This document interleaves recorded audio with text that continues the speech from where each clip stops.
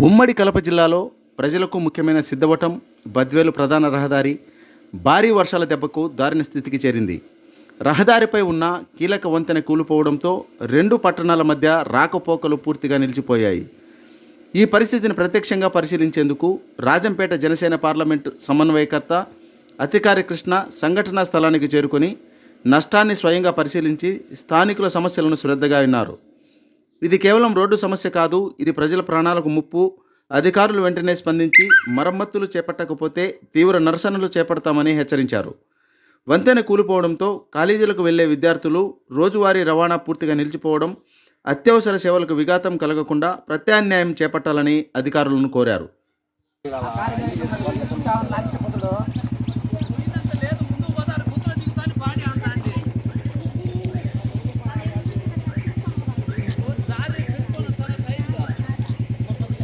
అవి ఆగు ఏపీ ఆగు మంగళ పోతాయా.